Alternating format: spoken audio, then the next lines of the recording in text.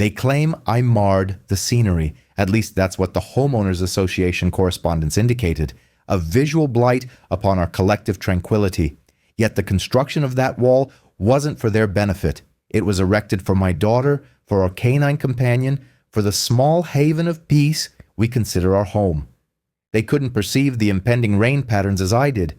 They failed to observe the creek adjacent to our boundary inching higher with each tempest.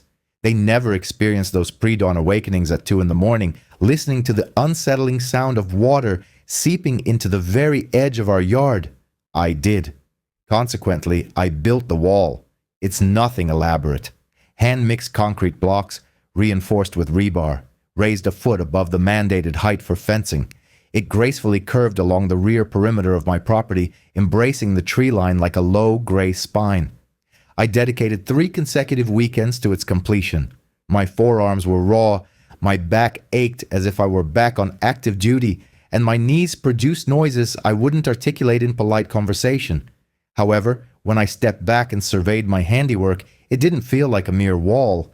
It felt like a clear demarcation between sound judgment and widespread obliviousness. The initial feedback arrived from Carter, the HOA president. He was strolling his golden doodle past my backyard one Tuesday evening. I was rinsing my concrete tools at the front when he paused, his gaze fixed beyond the fence slats. "Planning on building a bunker, Daniel?" he inquired, a smirk playing on his lips, that quintessential suburban expression. The kind only those with pristine loafers and unblemished hands can master. "No," I replied, wiping sweat from my forehead with a rag. "Just ensuring the creek doesn't reclaim my lawn during the next downpour." He chuckled. "A bit excessive, wouldn't you say? FEMA isn't exactly issuing tsunami advisories for a cul-de-sac." I offered no retort. It was unnecessary. The man wouldn't recognize a water table if it submerged his Lexus. By Thursday, the neighborhood grapevine was in full swing. Shelby, the board's secretary and undisputed queen of the Nextdoor app, posted a grainy photograph of my wall, captured through her upstairs bathroom window, accompanied by the caption, "Unapproved construction, unsightly, and potentially hazardous discuss." By Friday, 3 anonymous notes of complaint had been slipped under my door, and by Monday, the first formal communication from the HOA's compliance committee landed in my mailbox. It was printed on substantial paper, sealed within a folder, and delivered as if conveying a final judgment rather than an initial warning. They cited my unauthorized landscaping modifications, noted a breach of Article 4, Section 12, and granted me 14 days to dismantle the structure or face a penalty of $200 per day. I sat on my porch, perusing the letter as the morning sun cast a glint on the dew-kissed, unfinished corner of my wall. A familiar tension tightened my jaw, a residual effect from my military service when commanding officers made decisions from behind desks detached from ground realities. They expected me to remove it, but they hadn't stood ankle-deep in floodwaters on what was once dry ground. They hadn't witnessed the gentle flow of Eastbriar Creek transform into a menacing surge after 3 consecutive days of rain. I had experienced this twice in the past year. In October, my neighbor across the back fence, Thomas, waved as he loaded mulch into his wheelbarrow. He was one of the few individuals locally who didn't treat HOA regulations as immutable doctrines. He gestured towards the wall. "Building that for the flood?" he inquired. "Indeed," he affirmed, shaking his head. "They're going to detest it. They already do." He chuckled and returned to his yard work. That evening I retrieved the folder I kept in the rear of my desk drawer. Service records, engineering schematics, vintage floodplain maps, and a substantial compilation of FEMA risk assessments I had printed the previous summer. I underlined all pertinent information and then drafted a formal response to the board. It was composed, clear, and devoid of anger. I informed them that I wasn't constructing a structure, but rather installing an emergency water diversion barrier in compliance with FEMA directives. I referenced the specific number, appended copies, and included photographic evidence of the recent flood that nearly breached my fence line. I asserted my right to safeguard my property from environmental hazards that the HOA's common drainage maintenance had failed to address. I dispatched it via certified mail. 2 days later, Carter appeared unannounced on my porch, a Starbucks cup in hand, A peculiar smile stretched across his face as if on the verge of snapping. "Daniel," he began, "received your letter." "I'm aware," he shifted. "Look, I understand. Truly. But this isn't about safety, it's about the aesthetics, the overall harmony. We can't have every homeowner constructing their own private fortress, can we?" I inquired, nodding towards the wall. "A fortress?" he chuckled. "Well, come on now. It's a bit dramatic. Doesn't it send the wrong message?" I leaned forward. "The only message I'm conveying is my frustration with waiting for you to address the drainage issues you've overlooked for years. If the board won't act, I will." Carter's smile faltered. "You're making this more complicated than it needs to be." I met his gaze. "No, I'm making it secure." He departed without finishing his coffee. I continued my work. Every day after my professional duties concluded, I laid more concrete, compacted gravel, set rebar, and mixed mortar until my hands split. Neighbors averted their eyes, with the exception of Thomas. He brought over his surplus bags of quick-set concrete one Saturday and assisted me in completing the far corner. When I finally applied the last coat of sealant, it was the night before another significant storm. The meteorologist referred to it as a slow-moving atmospheric river event. I termed it a trial. I stood in the yard, illuminated by a flashlight, observing the rain streaks cascading and deflecting off the smooth surface of my wall. And for the first time since immersing myself in this HOA-governed labyrinth of conformity, I felt prepared. While I acknowledged their continued disapproval, I also recognized they would remember it when the waters inevitably rose. 3 days after the initial intense rainfall had subsided and my wall stood firm like a steadfast guardian in the mud, I received the second missive. This one wasn't folded. It arrived in a manila envelope, delivered by hand, not by mail, slipped under my screen door like a summons. The HOA seal, stamped in glossy blue at the top. I knew, even before opening it, that the contents would be unfavorable. I was correct. Notice of ongoing violation. Final warning before penalties commence. Their posturing had ceased. They intended to impose penalties. The letter accused me of disregarding prior communications and stated that my unauthorized structure disrupted the visual harmony of the surrounding properties. And here was the kicker. It cited potential liability to the HOA in the event of structural failure.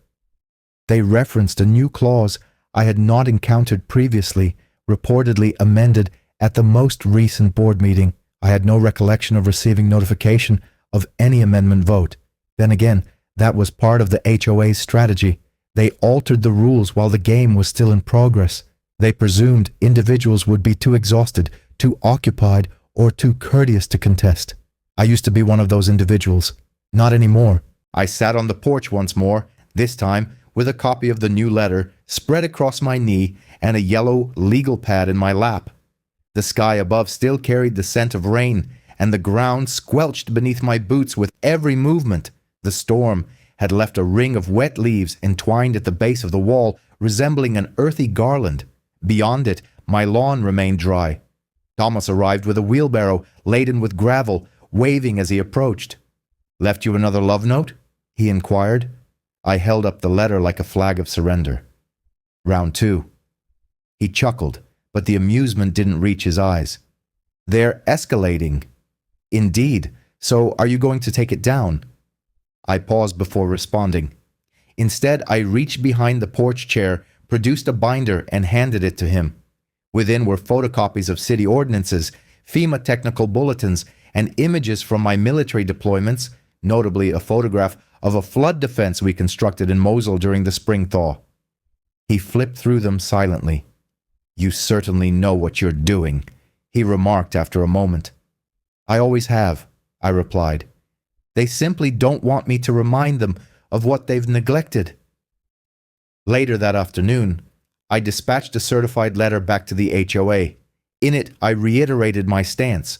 I underscored their dereliction in maintaining the community's drainage infrastructure, citing the runoff diversion resulting from their paving over of former swales and culverts, and included photographic evidence of standing water on the eastern periphery of the neighborhood, specifically in areas where they had installed ornamental brick walkways in place of former trenches. I attached a map with elevation overlays clearly demonstrating how water flowed downhill from their so-called beautification project directly into my backyard. Yet I knew they would remain indifferent. This wasn't about safety. It wasn't even about property values. It was about authority. And I had shattered their illusion of control. The subsequent week, Shelby, the HOA secretary, the same individual who managed the rumor mill as if it were a matter of national security, approached me as I was collecting my mail. Her artificial smile was as piercing as her perfume, a citrusy miasma that lingered long after she departed. "Daniel, I wanted to give you a heads up," she stated sweetly, tucking a strand of platinum blonde hair behind her ear.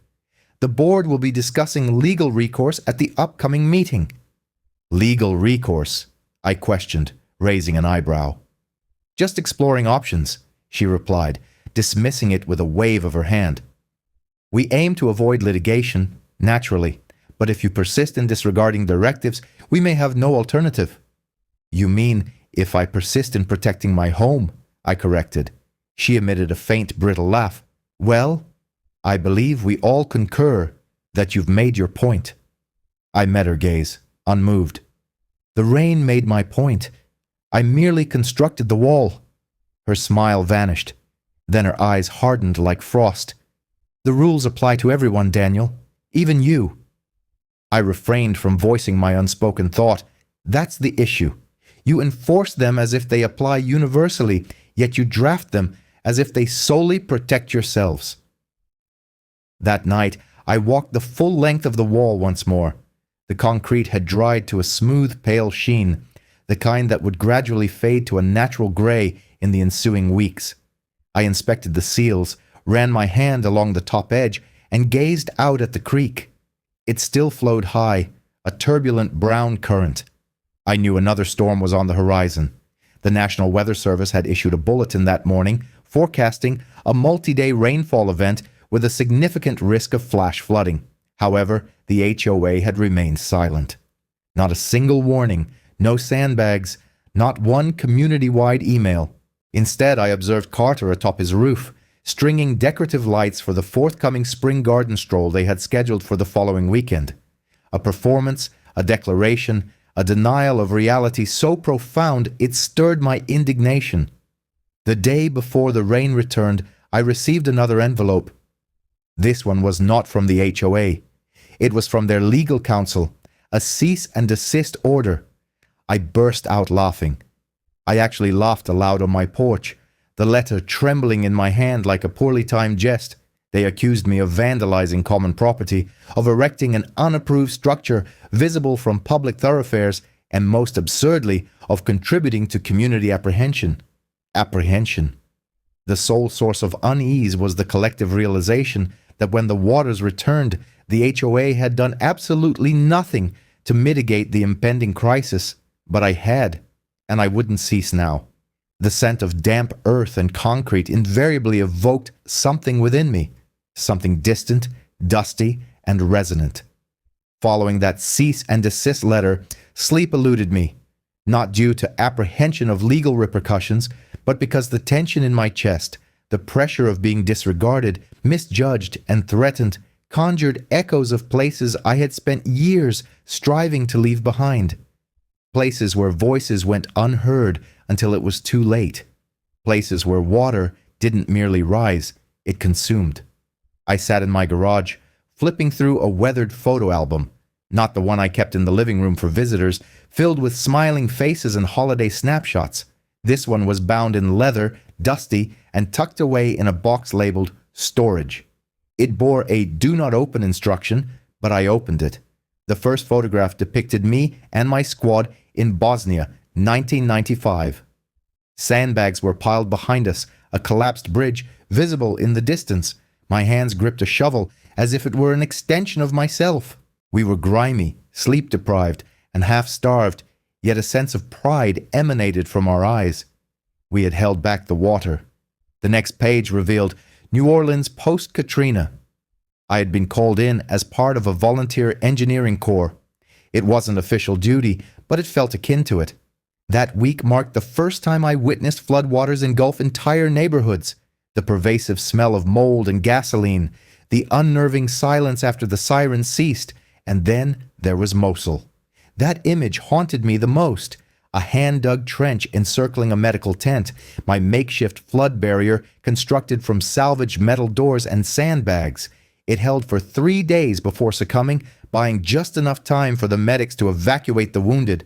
I recalled standing waist-deep in the runoff, holding a wounded boy's hand as we awaited the helicopter. His name was Tariq. I still remember the tenacity with which he clutched my fingers. I returned home with that boy's face indelibly etched in my memory. Yet the people here were unaware of these experiences. They perceived a retired veteran who barbecued on Sundays and walked with a limp.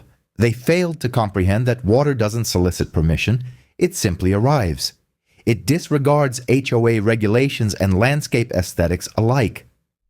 I put the album away and walked towards the rear corner of the garage, where a green canvas bag lay folded beneath some boxes. Inside were manuals, tactical flashlights, weather radios, and a folder labeled Emergency Flood Response SOPs, Standard Operating Procedures. I had them memorized. Now I would have to live by them. The rain was still 2 days away, but the creek behind my home was already agitated. I ran my fingers along the interior edge of the wall, checking for any fissures. The sealant was intact. I had installed French drains behind the barrier, diverting runoff away from the house and into a trench I had dug towards a natural depression at the rear of the property. I had also rigged a sump pump system as a contingency. This was not merely a wall for appearances, it was a bulwark designed to preserve lives. They could threaten me with fines, but they could not undo what was imminent. I filed a formal notification with the city that afternoon. My intention was not to instigate conflict, but merely to protect myself. I dispatched an email to the city engineering department attaching photographic evidence of the HOA's recent action of paving over former drainage channels. I highlighted the areas of risk and included topographic overlays that illustrated water pooling tendencies. I harbored no expectation of a response, but it was crucial to have it documented. Meanwhile, the HOA showed no signs of relenting. That evening on my way home, I passed the community bulletin board. Someone had posted a flyer. Emergency HOA meeting. Discussion of unauthorized structures and legal violations. Attendance mandatory for all homeowners. They had underlined unauthorized structures in red.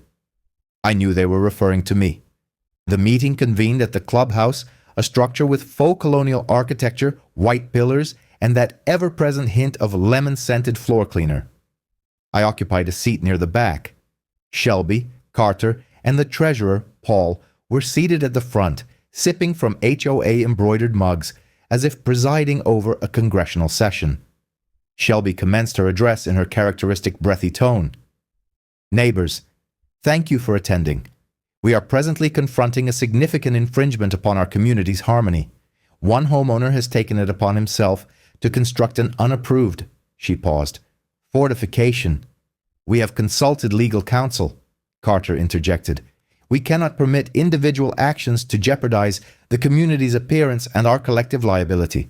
If Daniel's wall were to collapse or cause water redirection, we would all be at risk. It is selfish and short-sighted. Heads turned towards me, I stood. My wall will not collapse, I stated calmly. Yours might. Gasps rippled through the room. Excuse me, Carter snapped. I submitted floodplain maps, engineering specifications, and warnings to the board 2 years ago. You paved over natural drainage. You disregarded FEMA risk categories. My wall exists because I comprehend what is approaching. I have witnessed the consequences of water when people procrastinate. Shelby frowned. There is no official flood warning in our area because the state reclassified this zone from moderate to minimal risk 10 years ago based on outdated models. Since then, we have experienced 300-year floods in this region. Paul mumbled something about overreacting. I surveyed the room. This is not about reacting. It's about preparation. You mock me now, but when the water arrives, and it will, You will wish you had built walls as well." The room fell into silence. There was no applause, but neither was there laughter. I exited before the meeting concluded. That night, a thunderhead materialized on the horizon, and I recognized its significance.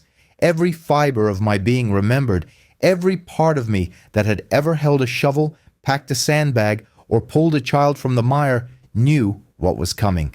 I didn't require HOA authorization. I possessed something more potent: conviction.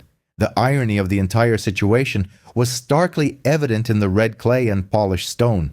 Months before I ever poured the initial bucket of concrete for my wall, the HOA had initiated what they termed a beautification endeavor. Carter had proposed it during one of the quarterly meetings, standing before a slideshow adorned with drone footage and the kind of inspirational music one might hear in a tech startup advertisement. "Reclaiming the elegance of our walkways," he'd proclaimed, detailing the replacement of decades-old gravel drainage channels with sustainable, decorative brick promenades. It struck me as the most preposterous idea I had ever encountered, yet it passed unanimously. The HOA had voted to cover the existing stormwater trenches, narrow, gravel-lined channels that formerly ran along the rear of several properties, including mine with solid surfaces, to enhance pedestrian aesthetics. They paved directly over them, installed planters on top, and strung fairy lights, christening it the Path of Reflection. Reflection, indeed. They hadn't even consulted a civil engineer, a hydrologist, or a soil scientist. Nothing. I know this because I inquired. Shelby rolled her eyes and informed me that the contractor was a landscape visionary and that drainage was not the board's primary concern. I vividly recall standing at the edge of that path, observing the contractor's crew compacting crushed limestone into the old trench, effectively burying years of natural water flow beneath 3 inches of compacted substrate and red brick. I asked the individual in charge, a young man barely 30, if he had checked the slope. He blinked at me. Slope. I nearly walked away right then, but I didn't. I remained. I watched them complete the task, and when they laid the final row of bricks, Carter and Shelby applauded as if they had unveiled a grand monument. In reality, they had obstructed a vital artery of the neighborhood's drainage system. Following every storm since then, I observed changes. Puddles formed where none had existed before. Water pooled behind fences. The creek rose more rapidly than it previously had. The ground behind my property remained saturated for 2 additional days, longer than normal. I meticulously documented everything. I took time-stamped photographs. I mapped the water flow. I even placed a series of small, stake-mounted gauges along the path, carefully camouflaged. Not that I needed them to confirm what I already knew. The water had no viable escape route. One morning, after a light rainfall, I walked along the brick path. I crouched and lifted a corner tile near a slight depression that I knew had once served as a junction for 3 runoff channels. Beneath it lay solid clay, compacted so densely that water could not permeate. A small pool had formed just below the surface, tinged green with algae, a breeding ground for mosquitoes. When I presented Carter with the photographs, he smirked. "Daniel, you need a hobby," he stated. "This is my hobby," I replied. "Keeping people dry." He chuckled. "Then perhaps consider joining the board instead of antagonizing it." I came very close to doing so, but then I recollected the experience of being in rooms filled with egos vying to outvote the truth. I had endured that while in uniform. I wasn't about to repeat it in civilian attire. The final provocation occurred 2 weeks prior to the flood. After another spring storm, I went to the backyard and discovered water seeping under my fence line. It wasn't originating from the creek, but from the community path situated behind it. A persistent dampness permeated the air, a subtle sorrow seeping from the earth. My French drains were functional, yet they were never engineered to manage the influx from 2 supplementary estates and an artificial walkway that acted as a formidable barrier. I submitted another formal complaint, dutifully copying the homeowners association and the municipality. Silence was the only response. Then, 3 days later, a gardening crew materialized at the walkway. Their purpose wasn't to address the water flow or to assess the gradient, but rather to erect ornamental solar illumination. From my veranda, I observed with utter incredulity. Tomas arrived that afternoon, his expression one of profound disappointment. "They're applying makeup to a corpse," he articulated in a low tone. "No," I countered, "they're painting targets on our backs." "What do you mean?" he inquired. "If the deluge arrives with haste, which it won't permeate the soil. It will surge unimpeded across these pathways, over the clay, across the rear gardens, like wildfire on a slick surface." He cast his gaze towards the walkway. "And where will it ultimately flow?" "Into our homes," I stated. That evening, I meticulously crafted a comprehensive diagram. I charted every diverted watercourse, every undulation in the terrain, every impediment.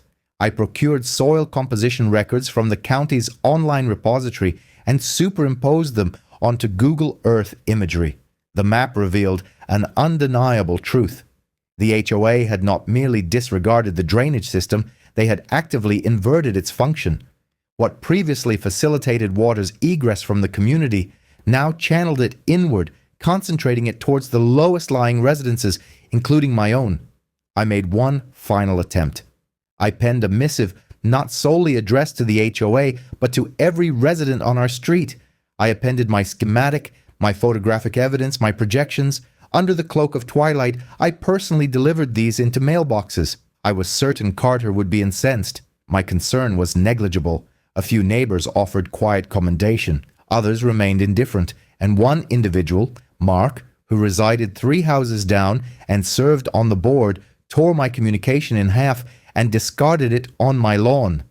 The following morning, I collected the fragmented pieces, carefully smoothed them out, and observed the ink bleeding through from where the paper had rested on the damp grass. Rain was imminent. The clouds had already gathered, darkening the sky. The very air carried a metallic scent. And the walkway behind our dwellings, so meticulously arranged, so smugly brick-paved, was merely a deception, poised to unleash a deluge. The initial premonition arrived not from the heavens, but from the very ground beneath our feet. It commenced with a subtle tremor, barely perceptible. I felt it through the soles of my boots as I ventured into the backyard early one morning. The earth was thoroughly saturated, the soil so yielding that a mere glance could imprint a footprint. The normally placid and shallow creek bordering my fence was already swollen and coursing with unusual speed, despite the primary storm not yet having reached its zenith. However, the atmosphere conveyed all necessary information. Heavy, stagnant, and humid, like a sponge pressed against one's skin.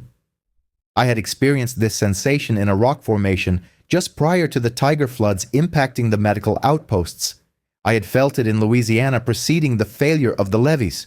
And now I felt it again. A significant event was on the horizon. I surveyed the boundary of my property, meticulously examining the retaining wall inch by inch. No fissures, no breaches. The French drains were performing optimally. The carefully sculpted slope in the lawn guided water efficiently into the gravel-lined runoff pit, which I had reinforced with substantial stones. Everything remained intact. Yet my primary concern was not for my own property.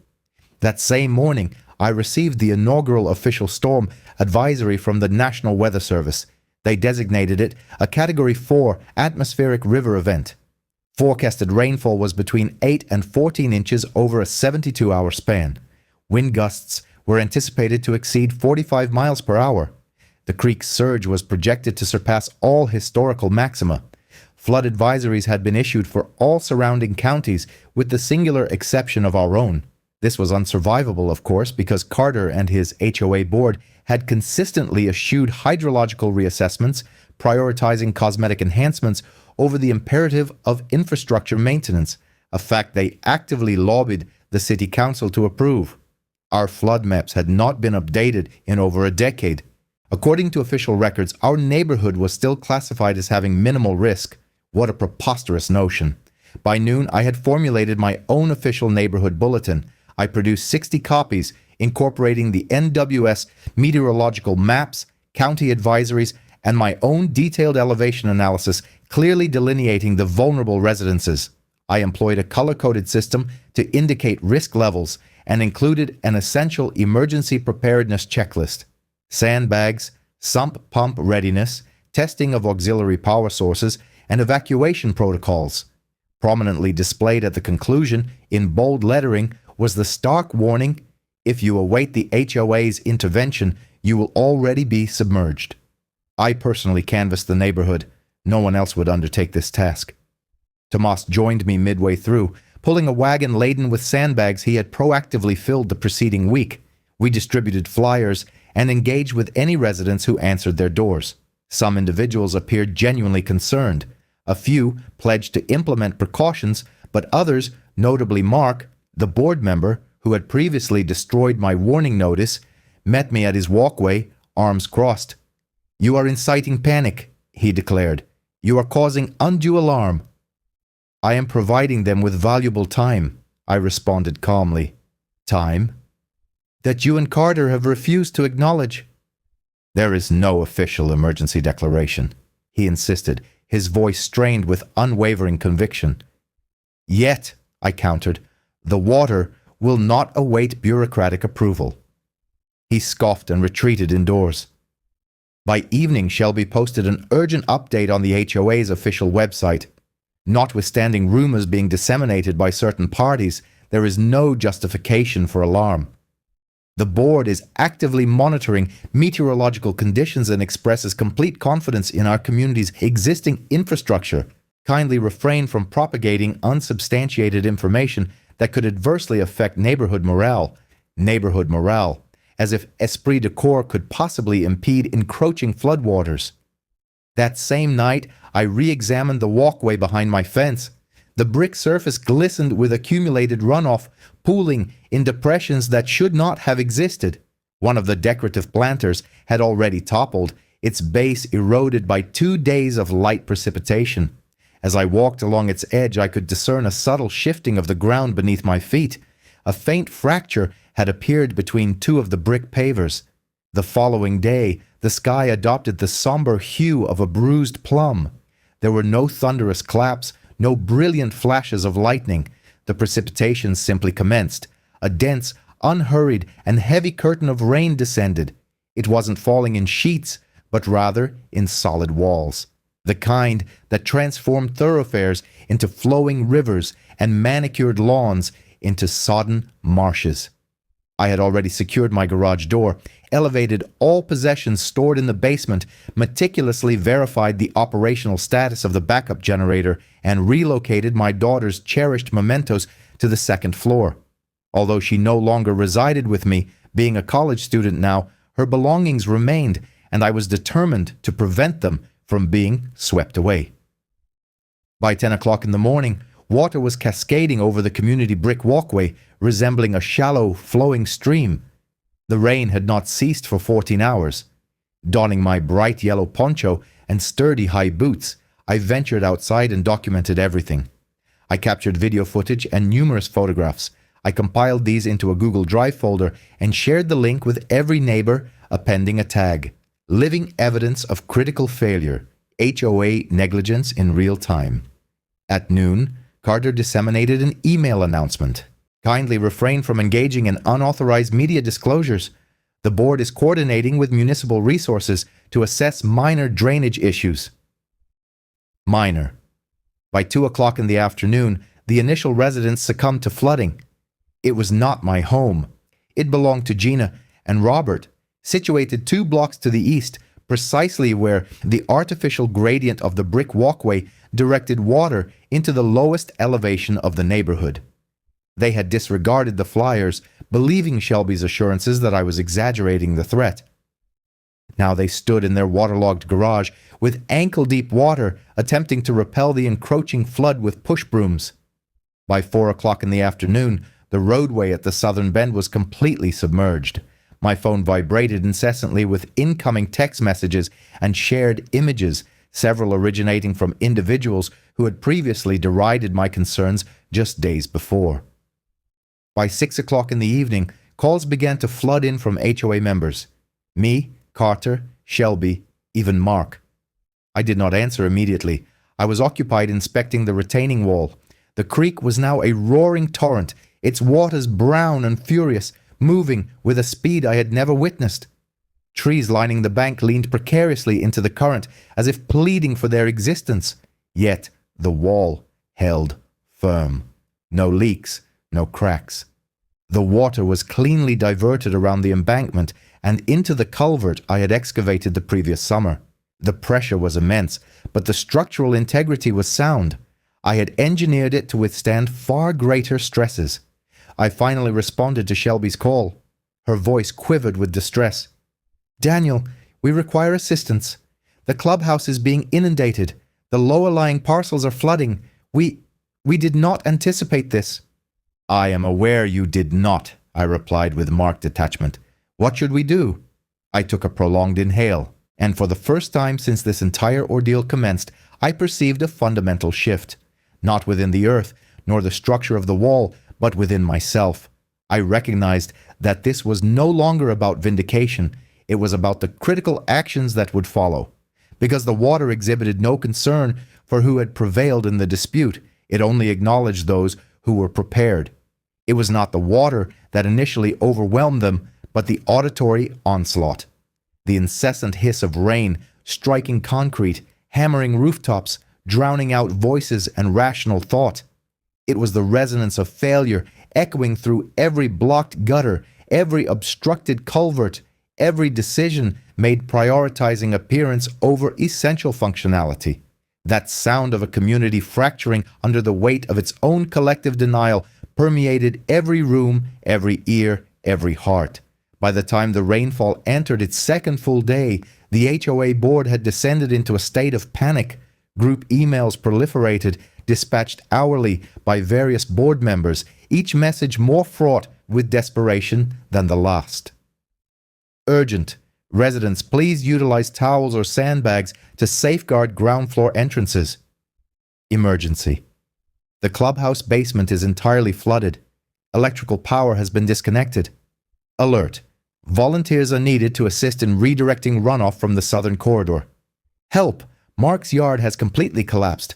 Water is gushing into neighboring residences. The issue was no longer about imposing fines or maintaining aesthetic uniformity. It was not about unauthorized constructions or the nebulous concept of neighborhood morale. It was a matter of sheer survival, and still, inexplicably, my residence remained completely dry. That morning, I conducted an inspection of the interior perimeter of the flood wall. The water, roaring against its exterior face like an enraged predator, denied its prey. The apex of the wall now stood a mere 8 inches above the cresting creek, yet it continued to hold precisely as I had meticulously designed it.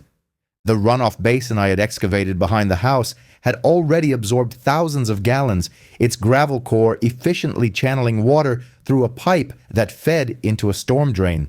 This drain I had secretly connected to a disused culvert that traversed Tomas's property. This particular connection, while not officially sanctioned by HOA regulations, proved remarkably effective. Tomas had implemented a similar contingency. His backyard remained merely damp, not submerged. He gestured to me from his porch, holding a thermal flask of coffee, and shook his head. "They still believe we overreacted," he shouted above the din of the rain. I smiled, my poncho dripping like a waterfall around my boots. "I suspect they are beginning to reconsider." A few minutes later, a distinct knock sounded on my front door. Not a text message, not an email, but an actual, physical knock. Upon opening it, I found Shelby standing there, enveloped in a sodden trench coat, mascara streaked down her face, her phone clutched tightly in one trembling hand.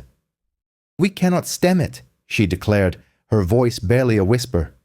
"The clubhouse, the new brick pathway, it's all submerged." Carter's SUV became immobilized, attempting to evacuate. "We have contacted the fire department, but they are overwhelmed. The entire southern sector is impassable." I regarded her in silence. "I am sorry," she added, her voice thick with emotion.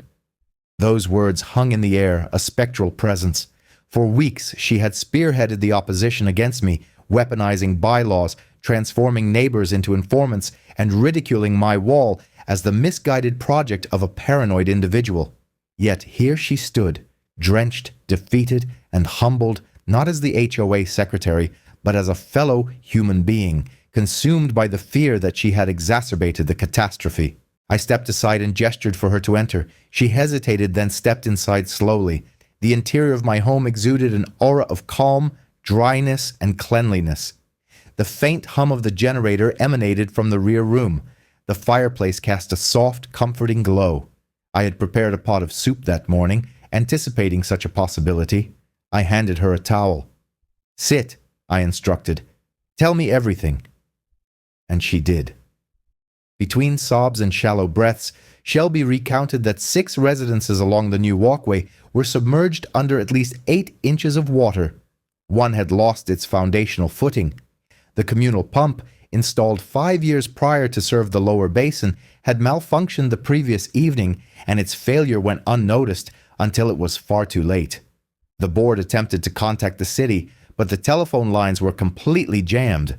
Emergency response teams were stretched across 3 neighboring towns, all grappling with their own unfolding disasters.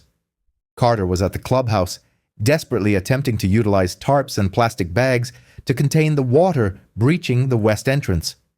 It was a scene both tragically absurd and deeply pitiable.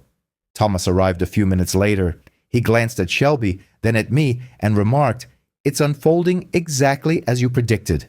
I nodded. We proceeded to the rear of the property together. From the summit of my wall, we commanded an unobstructed vantage point.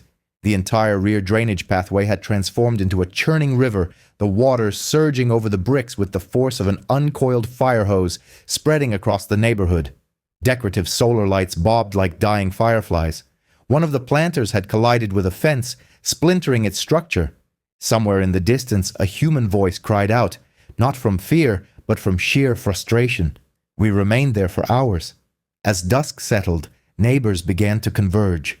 Initially 1, then 3, then a dozen, all drenched, trembling, dragging their possessions in plastic bags, pushing rudimentary carts laden with children's toys or cherished wedding albums. Some had managed to bring their pets. One woman carried a rabbit nestled within a laundry basket. They were not evacuating in the conventional sense, they were retreating, and they were seeking refuge at my home because it represented high ground, a sanctuary, a place of safety, because the barrier they had once ridiculed now stood as the sole bulwark between them and utter devastation. Shelby assisted me in relocating furniture. Thomas boiled more water.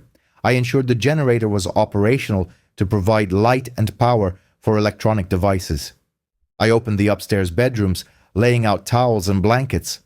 The living room floor transformed into a makeshift dormitory filled with sleeping bags and hushed prayers. I turned no one away, not even Mark. He arrived last, clutching a water-damaged photograph frame from his wedding day. He met my gaze, his eyes red and swollen with shame, and spoke no words. He merely offered a nod. I returned the gesture. That night, as the wind howled and the water battered against the protective barrier just beyond our walls, I sat by the window, a flashlight illuminating an old military field manual resting on my lap. I did not require its contents. I knew every page by heart. Nevertheless, I kept it with me as a tangible reminder that thorough preparation is not synonymous with paranoia, that logical assessment is distinct from fear, and that those who mock fortified structures often fail to erect any of their own. Outside, the wall still stood resolute. Inside, regret had finally supplanted pride, and that, at least, was a beginning. At 3:17 in the morning, the wall vibrated, not with a crack or a crumble, but with a shudder, as if it had absorbed a direct blow to the ribs. I was positioned on the upstairs landing, observing through the rear window, a flashlight in one hand and my waterproof boots already donned. The rain had not abated for 34 continuous hours, not even for a moment, and the creek, swollen to an unrecognizable magnitude, had risen to within 4 inches of the apex of my concrete barrier, yet it remained steadfast.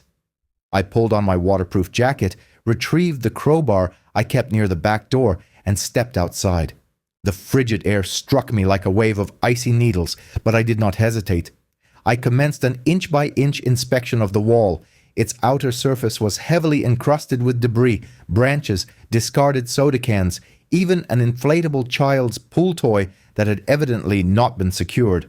The water struck the concrete with violent force, but the internal rebar framework and the carefully calculated angle of the curve were functioning precisely as intended.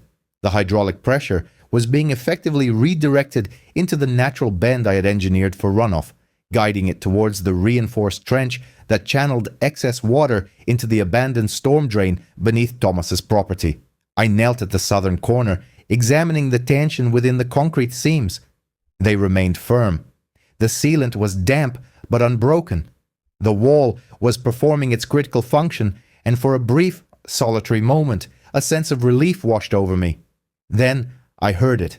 A distinct cracking sound. It emanated not from my property, but from somewhere beyond.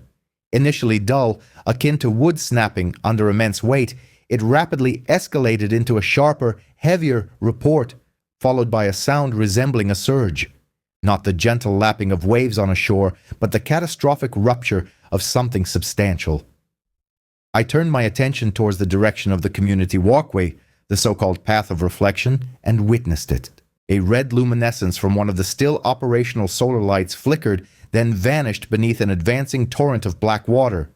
The brick pathway disintegrated in a cascading chain reaction, commencing from its central section and propagating outward in both directions, like a spinal column fracturing vertebra by vertebra.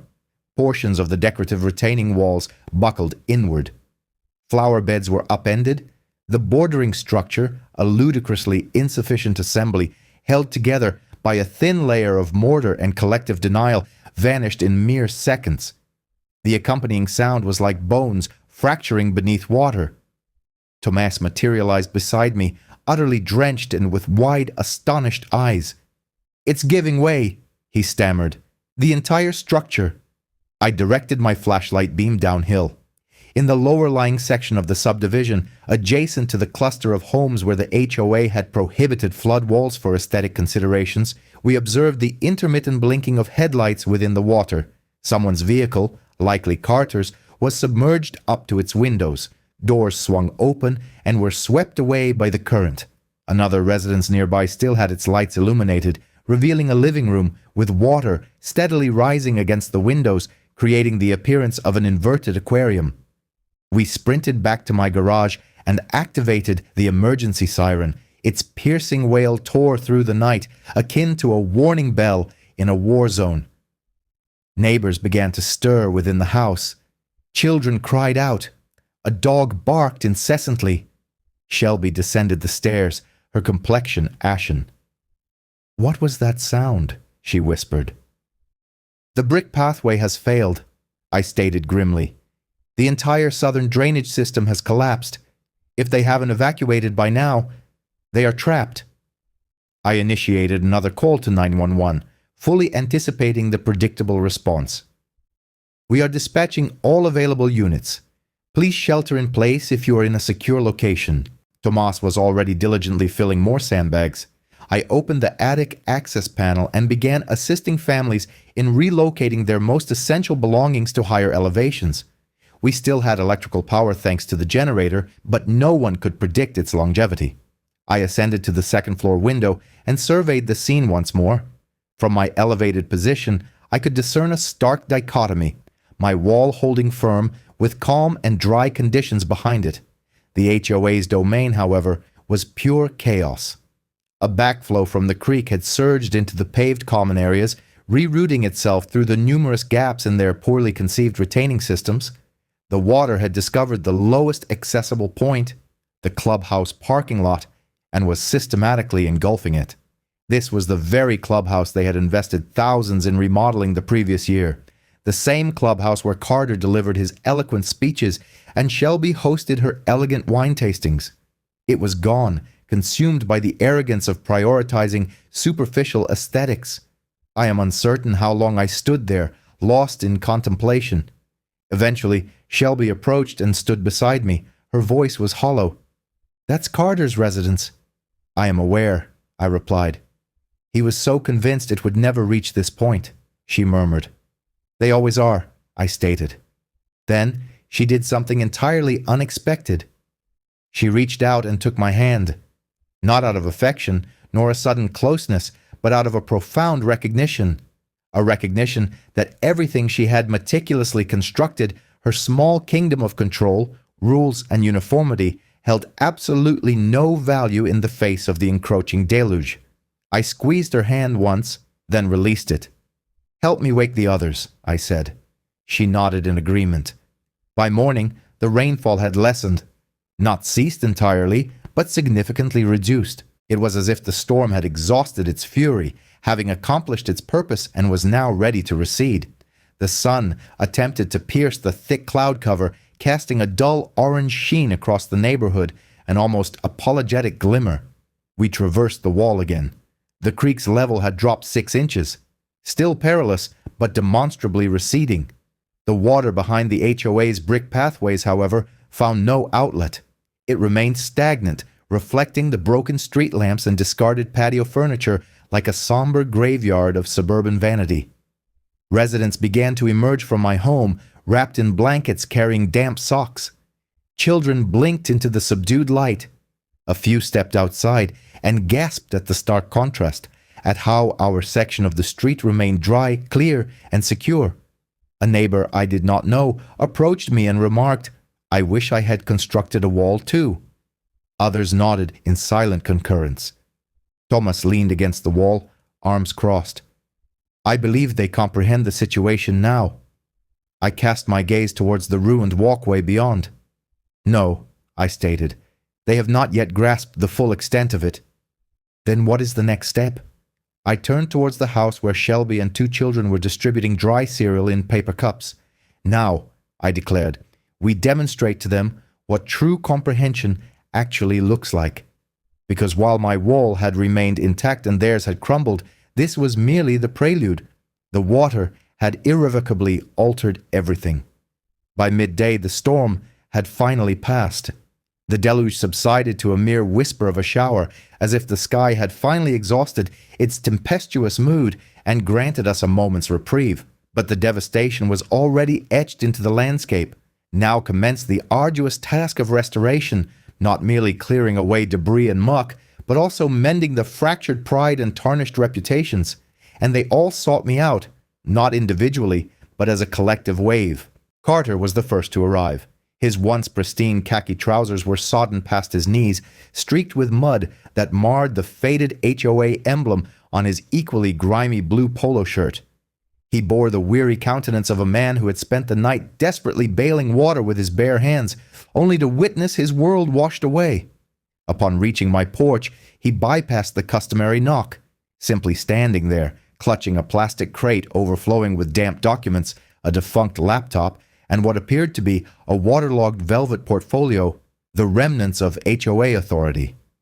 He regarded me with an expression suggesting he had ingested shards of glass. I was mistaken, he articulated plainly. I offered no response. I hadn't anticipated this severity. I didn't believe it would escalate to this extent. I allowed the palpable silence to stretch between us, so profound that even the wind seemed to hold its breath. Then, I inquired, how many residences have experienced flooding? Carter blinked. 17, perhaps more. The clubhouse is completely unusable. The electrical systems are fried. We attempted to relocate the server, but it was already submerged when I arrived. I offered a slow nod. Shelby informed me. He lowered his gaze. The residents are distressed, Daniel. They've been texting me incessantly throughout the night. They're uncertain of their next steps. Some are contemplating relocation. Others are discussing legal recourse. Lawsuits? I raised an eyebrow. He flinched. Against the HOA. Against me, the board, Shelby, Mark, everyone. For dereliction of duty. He offered no defense. It was unnecessary. The palpable damage spoke volumes, far more eloquently than any argument I could have constructed. Behind me, my own home remained untouched by the floodwaters. Dozens of my neighbors had sought refuge within its walls overnight. Children were engrossed in play in the living room, while elderly couples sipped tea in the kitchen. Tomas had transformed my garage into a makeshift triage center, arranging towels, portable heaters, and even a toolkit equipped with spare charging devices. The very dwelling I had constructed now served as the de facto emergency sanctuary for a neighborhood that had once accused me of visual blight. And now, the perceived transgressors stood at my threshold. "I want to help, Carter," he offered. "Tell me what needs to be done." I gave him a slow nod. "You'll need to relinquish your role as the one in charge." He looked up. "I'm prepared for that." I believed him, not due to his newfound humility, but because he had no alternative. By midday, Mark also appeared, not with a crate, but accompanied by his wife. She cradled a sodden photo album against her chest, as if it were an infant, her gaze averted from mine, her eyes red-rimmed, and her jeans bearing the rivulets of water. Mark stood behind her, a shadowy figure of guilt.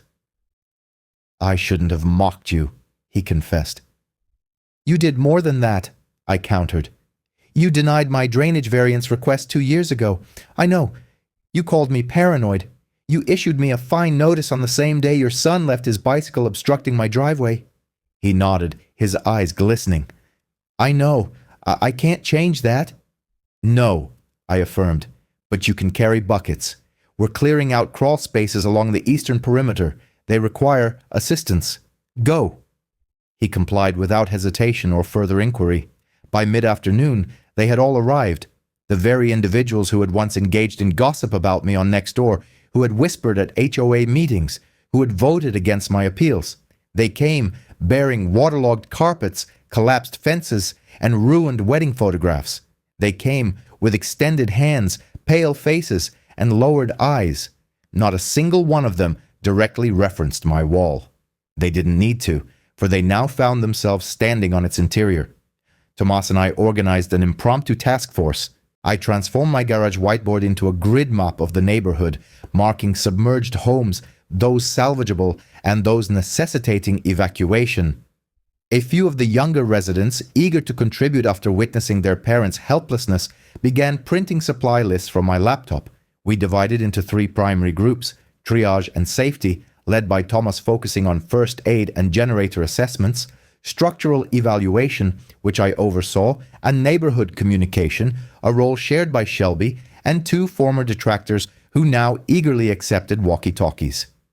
Carter volunteered to finance all immediate needs from the HOA reserve fund. I informed him that the account would likely be frozen once the city initiated its investigation. He nodded grimly. "I understand. Then fund it from your personal account," I suggested. "Purchase tarps, sump pumps, portable heaters. Submit the receipts later." He complied. At 5 o'clock in the afternoon, the sun finally pierced the cloud cover, casting a muted, tentative radiance. I stood once more atop the flood barrier, now affording a new perspective. My neighbors moved with the organized, albeit frantic, purpose of ants. The HOA leadership had receded into the background, supplanted by a community that for the first time in years was functioning with genuine cohesion, no longer merely a collection of residences governed by regulations, but a unified entity forged by shared adversity. And I had inadvertently become their unassuming leader, not by design, but because when the waters rose, I was the sole individual who had truly anticipated their arrival. Near sunset, Shelby approached, her demeanor a mixture of fatigue and gratitude. "I have a proposal," she stated. "When this ordeal concludes—" I waited. "We should dissolve the current HOA board permanently and establish a fresh start. A neighborhood cooperative with an elected committee, genuine engineering consultation, comprehensive emergency preparedness plans, and transparent audits." I studied her countenance. For the first time, I perceived not entitlement, but a profound evolution. "I will consider it," I replied. She offered a faint smile. "That is all I can ask." That evening we prepared a communal meal. Rice, canned beans, protein bars, and hot tea. Modest fare, yet undeniably comforting. Everyone took turns maintaining a vigil over the creek from atop the wall. No one departed. No one dared stray from the sanctuary of that protective barrier. Some inquired about the construction of my barrier. I shared the details. Some diligently took notes. Others simply absorbed the information in quiet contemplation. A young couple whispered, "We want to build one too." I nodded, for now they understood. Walls do not necessarily divide. When erected with righteous intent, they safeguard, shelter, and ultimately redeem. The morning after the floodwaters receded, breaking the neighborhood's prolonged state of distress, I awoke to a profound stillness. Not the silence of emptiness, but a pregnant pause, as if the very earth was holding its breath, uncertain of what lay ahead. The rain had ceased. The creek had retreated by nearly a foot, and for the first time in days, sunlight streamed through my kitchen window, much like an act of absolution. I brewed coffee for everyone still camped out in my living room, whatever meager provisions remained, and stepped outside to confront the aftermath. Our cul-de-sac presented a mosaic of damp footwear drying on railings, sandbags stacked like solemn monuments, and neighbors leaning on one another, akin to survivors of an unspoken ordeal. Arguments had ceased. No one found fault with another's tone, and when I spoke, my words were met with attentive ears. I walked to the edge of the flood barrier with a contingent of volunteers. Some I had known for years, others were faces I had scarcely recognized before this week. The barrier had performed flawlessly, yet I felt compelled to inspect every inch once more. This was not born of doubt in my workmanship, but from the understanding that preparedness does not conclude when the immediate danger subsides. This was the initial lesson I imparted. Preparedness does not equate to paranoia. It signifies readiness, responsibility, and a profound commitment to foresight, even when others deride the initial steps. And now, at long last, they were receptive to this message. Shortly after sunrise, Carter joined me, carrying a toolbox and a notepad. "I've compiled a list," he stated, "of all our failures, every system we neglected." I accepted it and began to scan its contents. He had meticulously documented every detail: paved over drainage trenches, missing pumps, incomplete maintenance logs, data on unapproved walkway slopes, even timestamps from the city's disregarded flood alerts. He had done his homework, albeit belatedly.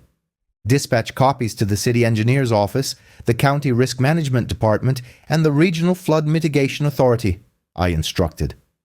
"I've already done so," he replied. He was learning. We dedicated the remainder of the day to assigning responsibilities. Tomas orchestrated teams to excavate new, genuine runoff trenches, no longer mere decorative flower beds. I traversed the remaining community with a laser level, instructing half a dozen volunteers on identifying elevation discrepancies and water collection zones. Shelby compiled a roster of every residence experiencing sump pump failure and arranged for immediate Amazon shipments of temporary replacements to my address. By sunset, we had repurposed the HOA clubhouse, rendered unusable by the inundation, into a central command hub. A single representative from the city arrived, a middle-aged civil engineer named Monica, clad in rain boots and a neon vest, visibly overwhelmed. She had anticipated utter disarray. Instead, she encountered a meticulously organized, civilian-led flood response team. We presented her with our maps, data, and drone footage captured during the creek's surge the night it overflowed. I handed her a flash drive. "What's on this?" she inquired. "Everything the HOA overlooked," I responded, "along with all the improvements we've implemented since." Monica regarded me with a look that only those in governmental positions can convey when they realize they are no longer the most proficient individuals in the room. "I'm going to recommend you for the Regional Resilience Task Force," she stated, "on a voluntary basis, of course." I did not immediately reply. My attention was drawn to a group of neighborhood children using wheelbarrows to clear debris from the ruined pathway behind the wall. Their parents had finally permitted them to assist. There was a certain poetic symmetry to the scene. Carter moved to stand beside me. "You should accept that offer," he advised. "You were the only one who truly grasped the situation from the outset." I exhaled slowly. "I have no desire to be in charge," I replied. "Then be the guide," Shelby interjected from behind us. "We're not reverting to our previous state. You understand that, don't you?" "I do." You've transformed this place, Daniel. No, I corrected. The water did. I merely constructed the initial barrier. It didn't succumb. That evening, we convened a neighborhood assembly, not within the dilapidated clubhouse, but in my front yard. Residents brought lawn chairs, blankets, boxes of still dry cereal, and even a few thermoses of soup.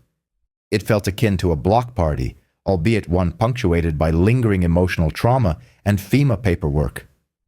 I stood before the wall, unamplified, without a podium, simply myself. I surveyed the faces of those who had once deemed me alarmist, those who had voted against my emergency variance requests, those who had fined me for visual disruption. They were now observing with unfeigned attention. And I recounted the truth. I spoke of flood zones I'd witnessed collapse in Iraq, of medical tents swept away in Bosnia, of a mother in New Orleans who entrusted her infant to me as water lapped at her waist in her living room, rendering her unable to swim. And I reiterated the same conviction that had fueled me with every bag of concrete I had poured for the barrier behind my home. No one is coming. If you wish to survive, you prepare. If you wish for others to survive alongside you, you lead. Following my address, a profound silence descended. No applause, merely heads bowed in a shared moment of understanding. That was sufficient. That night, we cast our votes on matters of genuine consequence, not on restrictions for holiday lights or the color of mailbox paint, but on the dissolution of the current HOA board and the formation of a new Community Safety and Preparedness Committee. The vote was unanimous.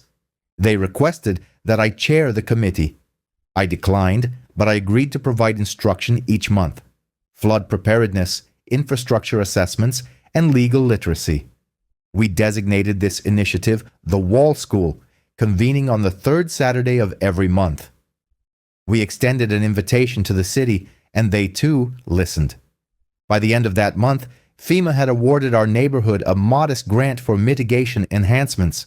The local newspaper published a feature article titled "The Man Who Built the Wall That Saved a Neighborhood." I detested the title, for it was not the wall that had saved the neighborhood, but preparedness. And now, that preparedness was no longer solely mine, it belonged to all of us. Spring arrived with a gentle pace that year, not in the flamboyant blossoming of flowers or the lingering warmth of the sun, but in the slow, deliberate process of human healing. It manifested in neighbors resuming their greetings without hesitation, in the unburdened perambulation of sidewalks, and in the quietude that gradually supplanted underlying tension, much like a gentle breeze following a prolonged tempest. The floodwaters had retreated. The ground had dried.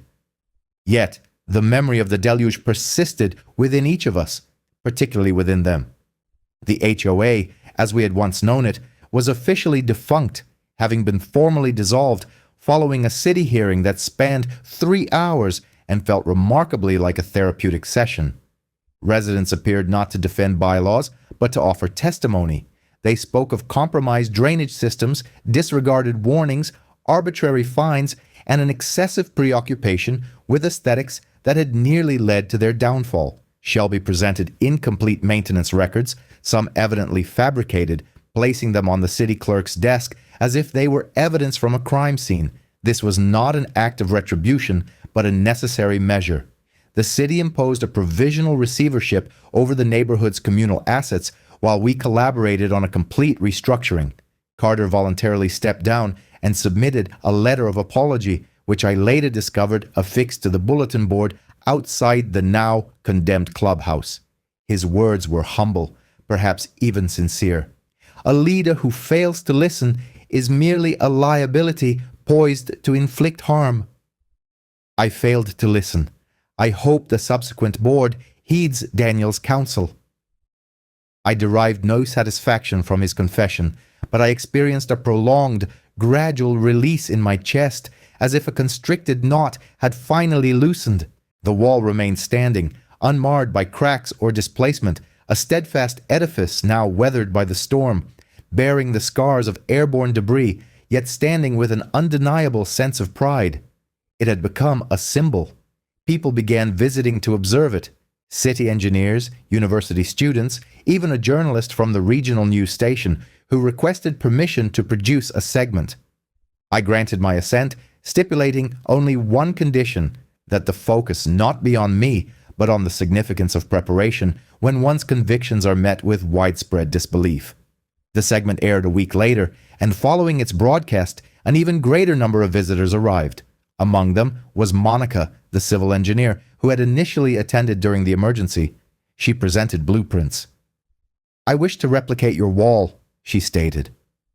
"In other neighborhoods like this," she inquired, "would you be willing to consult?"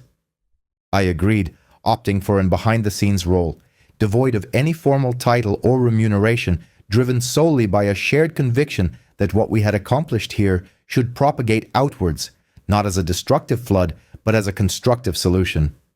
Tomas and I hosted the inaugural workshop at the community park on a pleasant Saturday morning. 20 individuals attended from 3 distinct counties. We guided them through the process of interpreting hydrological maps, identifying compromised storm systems, and effectively advocating through city ordinances rather than opposing them. People listened intently, for the irrefutable proof now stood 10 feet tall behind me. The city eventually undertook the reconstruction of the clubhouse, this time adhering strictly to FEMA building codes. They incorporated a proper retention basin, upgraded the sump pump systems, and after a full year, finally acknowledged that our subdivision constituted a moderate flood risk zone, a truth they had been reluctant to admit due to cost considerations. I sought no apology. Their acknowledgement sufficed. Healing manifested in subtler ways as well. Mark, who had once voted to penalize me for visual disharmony, joined my team in installing rain barrels on properties susceptible to flooding. He constructed a bench near the wall and planted lemon trees, referring to them as our new defensive line. Shelby initiated a newsletter not focused on social gatherings, but on resilience. She featured interviews with elderly residents who recalled floods from the 1970s. She translated our drainage guide into Spanish and Vietnamese for newly arrived residents, and at the conclusion of each issue, she appended the poignant declaration, "Preparedness brings peace." Yet, the most unexpected form of healing emerged from Carter. He relocated 3 months after the flood, his house deemed condemned due to irreparable foundation damage. Before his departure, however, he planted a dogwood tree near the neighborhood entrance. No plaque or ceremonial speech accompanied this act, merely a quiet gesture of atonement. I tend to it occasionally when I pass by. One morning, I discovered a laminated note tied to one of its branches. It read, "For every wall we disregarded, for every warning we dismissed with laughter, for every lesson the water was compelled to impart, may we never forget again." I never disclosed to anyone that I had authored this sentiment, for the intention was not to claim credit, but to preserve remembrance. The wall became an intrinsic part of the neighborhood's identity, not merely as a physical structure, but as a perpetual reminder. Children played in its vicinity. Teenagers initially defaced it with graffiti, only to later to transform it with a mural. The artwork depicted a row of houses, a rising river, and a solitary figure standing firm in yellow boots, arms outstretched. It did not resemble me. Rather, it embodied anyone courageous enough to stand resolute before the deluge arrives. And so, life continued. The nature of our meetings evolved. Squabbles diminished, replaced by genuine inquiries. When someone proposed a regulation concerning holiday light timers, another gently reminded them, "Let us focus on matters of true importance." We adhered to this principle. By winter, the grass had regrown. The ruined bricks, however, remained. We preserved the remnants of the path of contemplation as a somber reminder of the consequences of mistaking superficial beauty for enduring strength. And my wall, still standing, still robust, no longer just concrete and rebar, it had ascended to the realm of legend. When I walk past it, I no longer perceive a mere structure. I see a pledge that no one would ever again be overlooked in such a manner.